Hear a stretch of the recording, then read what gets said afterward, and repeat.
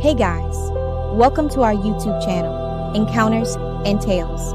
We appreciate you, and if you like this video, please do not forget to subscribe to the channel.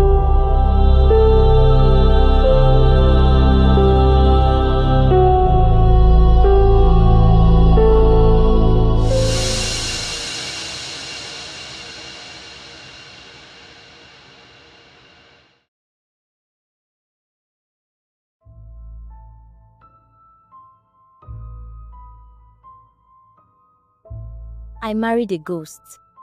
There's something about falling in love when you're vulnerable that makes everything more intense. It wasn't supposed to happen like that.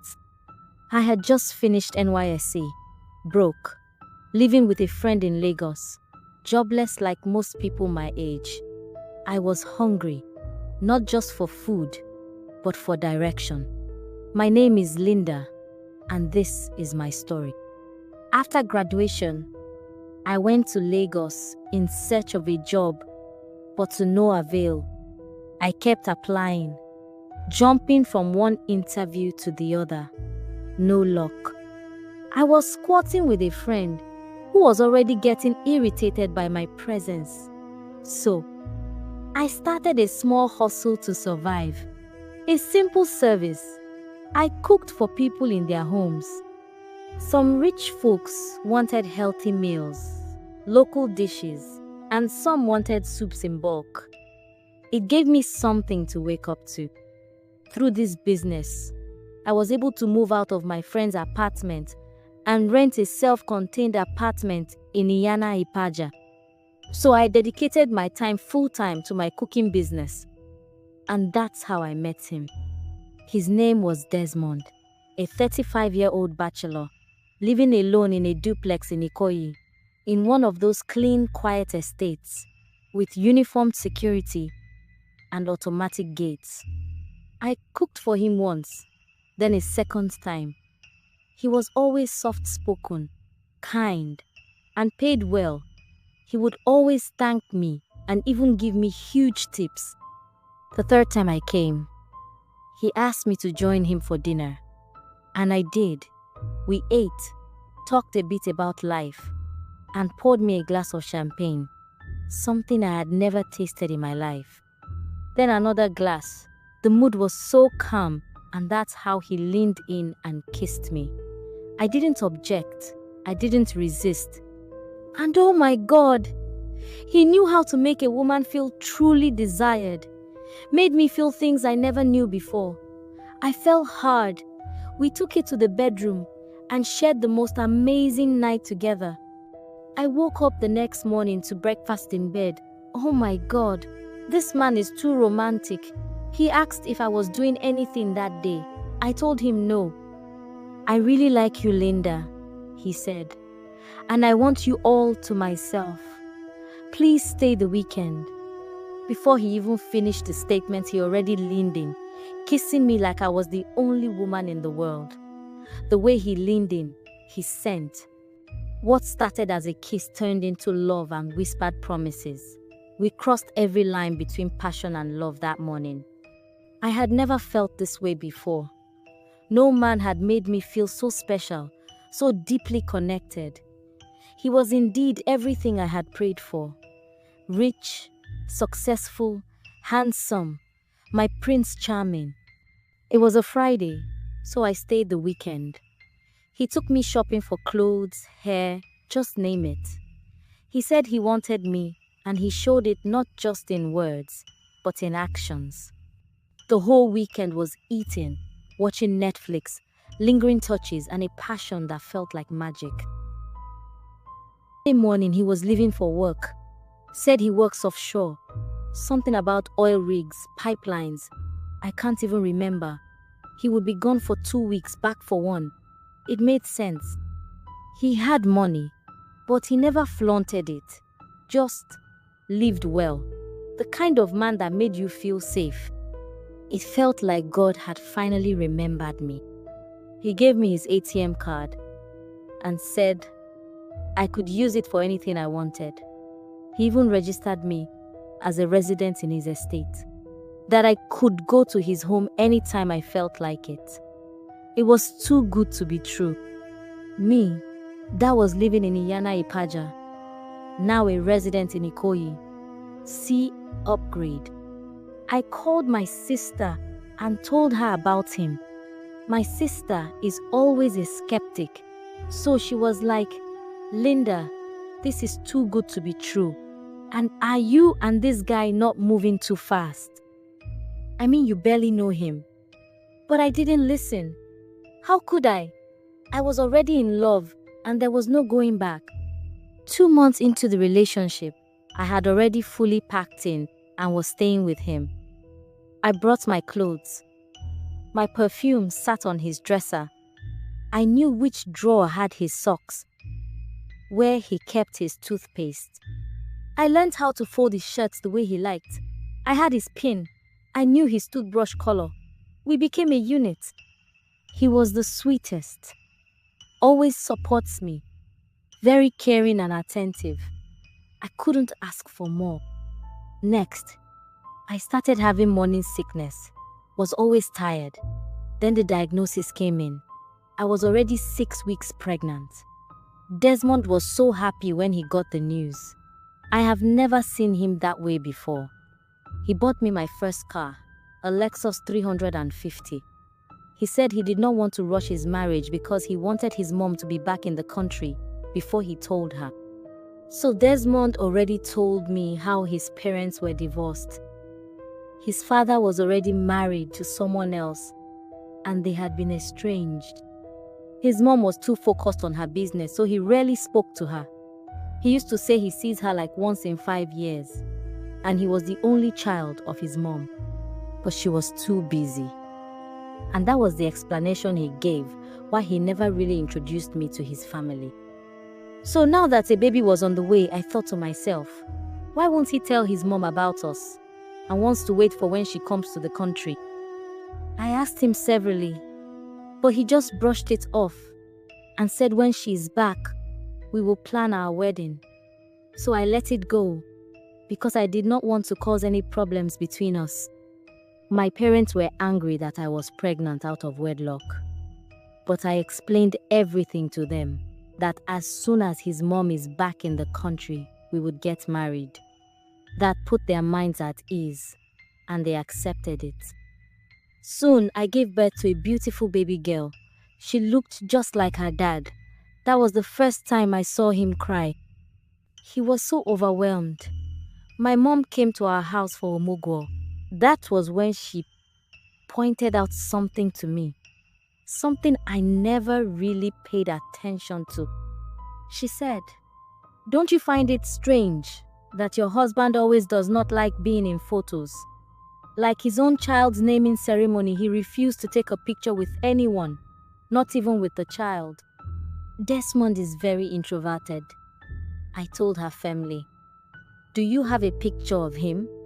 My mom asked. I don't think so. My mom gave me that stare mothers always give when they know something is wrong. What if he has family elsewhere? What if that is why he does not want to take any photos with you or the baby? Try and take at least one photo of him. You may need it one day. When she said this, I thought about it and my mom was right. How can I not have a single picture of the man I intend to marry? So one fateful day, my mom was in the kitchen and Desmond was in the living room carrying our daughter. So I went downstairs and sat opposite him, scrolling through my phone and secretly taking pictures of him and our daughter. They looked so cute together in the photos. Fast forward to 2 years later, and we still were not married. I had asked him several times. He kept saying he was waiting for the mom to arrive. Okay, let me talk to her on the phone. He would just give me the silent treatment. My parents kept bothering me for the marriage date. I was under pressure. I started transferring the pressure on him. I didn't mind if we quarreled. I was just tired of being a baby mama. I wanted to be a wife. So I gave him heat anytime he was home. He gave up and finally decided to do the right thing. He said his mom was already in Nigeria, Port Harcourt to be precise. I was so excited. So when am I meeting her? I asked. He said he already spoke to her about me, so we would go to Port Harcourt together. I started preparing to see my mother-in-law. Our flight was for Saturday that weekend. In the morning, suddenly on Friday, he got an impromptu call from his work, saying one of the rig workers was injured and he had to fill in immediately. So he had to leave that Friday night. I said, okay, we have to call his mom to let her know we are no longer coming, so we can shift our flight. He refused and said his mom will not be in the country for long. He said he already told her about me and she's expecting me, so I should go alone with our daughter. I was not okay with this, but regardless, I was under so much pressure from my family, and I thought to myself, half bread is better than none. So I asked for her number so I could call her. He then said she has not activated her Nigerian number yet, so it was not going through, and her Europe line was not working. So he gave me the address, that as soon as I get to Port Harcourt, I should just get an Uber to take me there. This was so strange, but like I said, I was already under so much pressure, so I caved in. He left for work that night. The next morning, my bags were already packed. I had already packed a small bag for myself and my daughter. I even bought the woman a wrapper as a welcome gift. So we left for the airport, boarded, and 45 minutes later, we were in Port Harcourt. I remember smiling in the Uber, looking down at my sleeping baby, thinking, this is the beginning of everything good. I had no idea of what I was walking into. When we got to the address at OGRA in Port Harcourt, it was a big mansion, painted white and very large, older than I expected. It had that old money feel, not showy, but solid. The gateman looked confused when I said who I came to see. I'm Desmond's wife, I said. His mom is expecting me. He still looked puzzled, but he said, wait first. Let me ask my madam. And then after a while, he came back and let me in. A tall, elegant woman stood by the door. She wore a simple gown and gold-rimmed glasses. Her face didn't hide her confusion. I'm sorry. Who are you? I smiled. Your son sent me. Desmond. The woman frowned. Desmond? Yes. He said you're his mom. He gave me this address. She looked at me like I was speaking in tongues, then calmly said, I don't have a son. I laughed. Ma, please, you're joking, right? She didn't smile. I used to have a son named Desmond. Yes, but he died 10 years ago. My ears started ringing. What do you mean died 10 years ago? He was supposed to come with me today, but had to rush to work. This is our daughter, your grandchild. Please, young lady, if this is a prank or an elaborate scam, I don't have the time and energy for it. Please leave, she said without mincing words. I pulled out my phone, showed her his picture. The same picture I had taken when he was unaware. The same picture my mom had encouraged me to take in case he had another wife somewhere else. Is this not your son? This is Desmond, the one I've been living with. He's your son, isn't he? She looked at the photo. Then, she broke down in tears, slowly. How? When did you take this? He looks just the same. This was taken when we just had our daughter. We've lived together for almost 3 years. And this is your grandchild. She ushered me to the front balcony to have a seat. Her hands trembled slightly as she called for someone, a house help, maybe, to bring an old photo album. They opened it. Page after page, there he was, younger, smiling, dressed in school uniforms, in a graduation robe, in the Navy.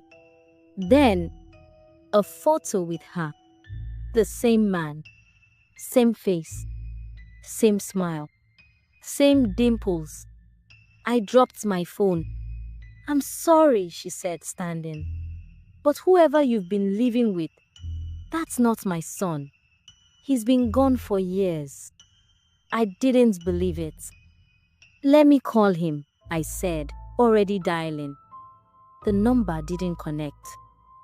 "It never connects when he's offshore," I mumbled. The woman shook her head slowly. "Come." She took me through the back door, walked me to the far end of the compound. A mango tree stood over a slab of concrete. She pointed. "He's buried here." I just stood there frozen. She told me she doesn't know who I am, and there is no way her dead son will be responsible for my 2-year-old daughter. I left in tears, confused and afraid. I needed answers. I called his number over and over again, to no avail. I finally booked a hotel room as it was getting late, but I couldn't sleep. My daughter was crying. I was confused, and I couldn't even find where I put her bottle. My mind was somewhere else entirely, locked inside a loop of denial. I kept saying to myself, "They're lying. It's a misunderstanding. This can't be happening." But it was. I tried calling his number again. Nothing. I opened WhatsApp to see when he was last online. It was blank. No profile photo. No last seen. No read receipts. Just that grey invite to WhatsApp button, as though the number didn't exist.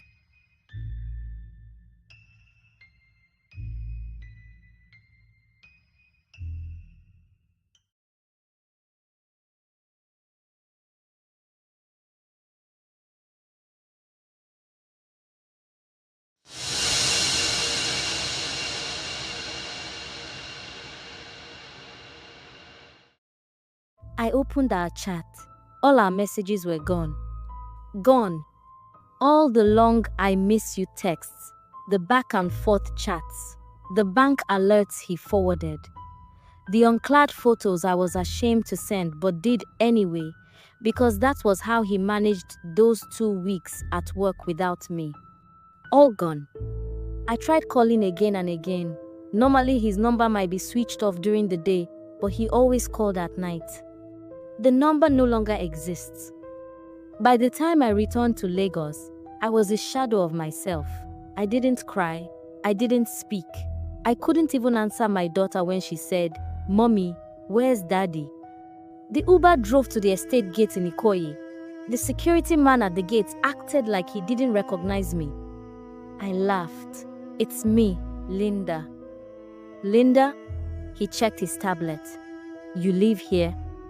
"I've lived here for years." "What's that?" He frowned. "What apartment?" "Block 7A. He typed, paused, then frowned. "There's no tenant listed here, and your name isn't on the resident log either." I thought it was a mistake. I gave him the flat number again, even described the living area, the corridor, the neighbors. But he just kept shaking his head. "Madam, are you sure you're not mistaken? This block has been unoccupied for a long time. They just listed it for new tenants yesterday." My heart slammed into my ribs. No, that's not true. I live here. My child was born while I was living in that house." He leaned away like I'd raised my voice. "Madam, please, if you don't have anyone living here, please leave the gate." I begged him. I offered to call Desmond. Of course, the number was no longer connecting. I brought out the picture of him on my phone. He looked at the picture, then looked at me. Then he said something that froze my blood. "There's nobody in this picture." I zoomed in. He was right. It was just my daughter, sitting in a living room that now looked unfamiliar, like someone had digitally scrubbed the background clean. But this was the same picture I showed his mom in Port Harcourt. So what happened? I opened my Google Photos backup. Nothing.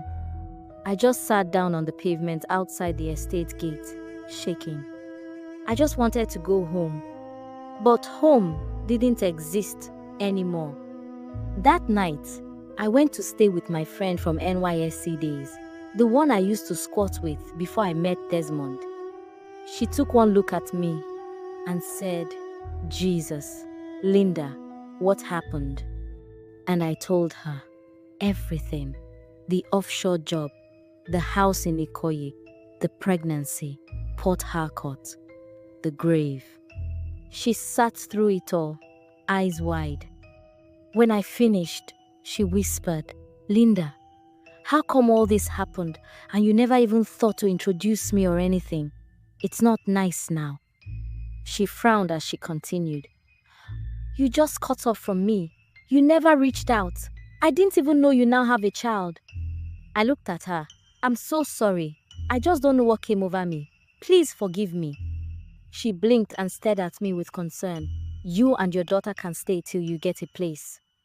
Over the next few days, I started checking everything. Every trace that Desmond had ever existed in my life. His texts were gone. His calls had disappeared from my call log. His number no longer rang. The number now belonged to a random guy in Gombe, according to Truecaller. My daughter, she looked like me, but there were things in her face I used to say were from her father. Now, I didn't know who to say she resembled. I tried to remember the name of any friend he introduced me to. A colleague, a cousin, a neighbor, anybody. There was no one. And then one night, I had a dream. In the dream, I was in the Ikoyi flat, alone. The place looked abandoned, the walls cracked and grey. Dust danced in the moonlight, streaming through broken windows. I walked through the corridor, calling his name. "Desmond!" No answer. But then, behind me, pressed on my neck, was a warm breath and a familiar scent. I turned, and there he was, staring at me with such intensity it made my skin tingle. I was terrified and overwhelmed all at once. I couldn't speak, I couldn't even move. He pressed his lips to mine, and I melted into him. I did not run, even though part of me was still afraid. Instead, I kissed him back. What happened in that dream was beyond words. Powerful, emotional, almost unreal. I woke up drenched in sweat, even though the AC was blowing cold. It felt so real, and every day I find myself longing for sleep, just to see him again. I still love him, even if the only place I can find him now is in my dreams, and somehow, for now, that's enough. I still haven't been able to tell my parents the truth. What would I even say? That I was in love with a ghost? That the father of my child had been dead for years? Instead, I told everyone he left me for another woman. It's easier to believe. But deep down, my mom knows I'm hiding something. She senses there's something I'm not saying.